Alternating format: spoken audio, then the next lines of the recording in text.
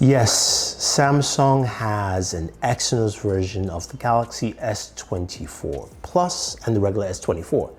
And you're wondering, why am I cursed this year for having the Exynos version in my region? Well, we're going to talk about the Exynos version, if it's actually up to snuff or as Samsung made a mistake again this year. Hey guys, Thunder E here, and welcome to another battle video on the channel. Today we're going to be comparing the S24 Plus, both the Exynos version, against the Snapdragon 8 Gen 3 to find out if the Exynos version actually has caught up to what Snapdragon's been doing the last couple of years. So let's just put it this way. Samsung has, in other regions outside the US, the S24 Plus and the S24 are running Exynos 2400. That is the chipset in every other region other than the US. The Ultra still remains at the Snapdragon, of course, 8 Gen 3.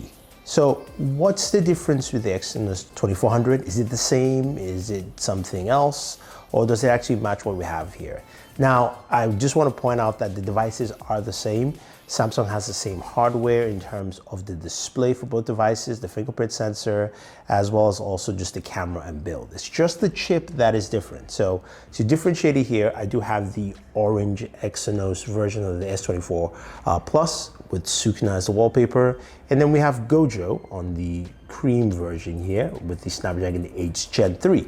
So let's jump into benchmarks to see what we have looking at Geekbench 6 to find out if there's any difference.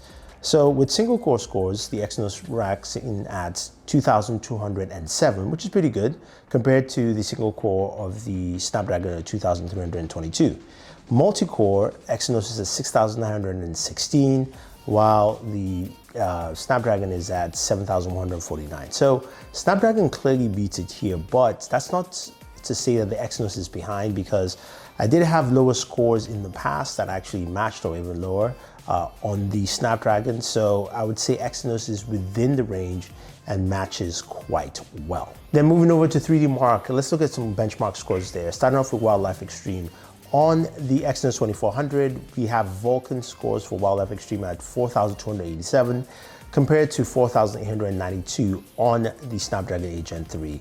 And then looking at Solar Bay, we have an Exynos 8,725 and a pretty close but slightly higher Snapdragon at 8,852. Again, similar scores with, of course, the Snapdragon slightly, just edging ahead. So what does that tell us for benchmarks? It means that Exynos has really bumped up its benchmarks and it's within the range of what Snapdragon actually has to offer. Sometimes you would get slightly lesser scores or higher, but I feel like in terms of benchmark scores, they're pretty much close together. I don't know. What do you guys think? Now at this point, let's go ahead and jump into the games that we expect to see. We're playing 4 games here, running some benchmarks on them. Start off with Call of Duty Mobile. Very simple one. We can play both games at the settings of course, ultra medium settings, which should give us 120 frames per second, at least standard. Looking at the Exynos, we're getting between 113 to about 118 frames per second, which is nice. It did stay closer to the lower 113 for a while. And 114, but again, it's way above 100 frames per second, so it's solid, but just noticing some of that differentiation there. Now with the Snapdragon here, again playing at ultra medium settings, we're able to get between 115 to 118. It did dip down certain points in time, but it always try to go back to even closer to 120. Again, slight variance with the Snapdragon slightly ahead, but nothing to say that it is fully better than what the Exynos brings to the table. Now our next game, PUBG Mobile, for both devices, we can play them at 90 frames per second, which is good to see. And while playing both games, we saw the frame rates roughly around 88, 89 frames per second for both devices. There were some lower dips here and there, but honestly, they were pretty much on par playing on the Exynos 2400 and the Snapdragon 8 Gen 3. Now jumping into a new game I added for this video. I know you guys are always asking for newer games. I added War Thunder and I was able to play this at the max setting, which includes 120 frames per second. Now looking at that for both devices, when you start off the game, you can start off at 120 frames per second, but as you move in and roughly about 5 minutes to maybe 7 minutes into gameplay, the frame rates do drop, but it does drop higher on the Exynos 2400. Its lowest point at 88 frames per second, and ranged between 88 to about 90 something, while the Snapdragon dropped to about, say, 90s, I would say 96, and then it also moved all the way back up to about 113. So I would say here with this game though, you do see some of the differentiation with the Snapdragon 8 Gen 3, and also the GPU usage. The GPU usage on the Exynos was definitely maxed out more, close to 100%, while Snapdragon wasn't. But again, it's just something just to point out to show you here. And finally, Genshin Impact. I did do a 20-minute gameplay sessions of both devices. On the Exynos, of course, I played at 60 frames per second in terms of settings, and it ran at 60 frames per second for that full 20 minutes gameplay. It ran pretty well, very solid. And then moving over to the Snapdragon 8 Gen 3 version of the Galaxy S24 Plus, it also ran at 60 frames per second, so that was pretty cool. Now, when we looked at temperatures, starting from War Thunder, or moving all the way to Genshin Impact, we got about temperatures of about 41 to 42 degrees, which is about 105 to 107 degrees Fahrenheit.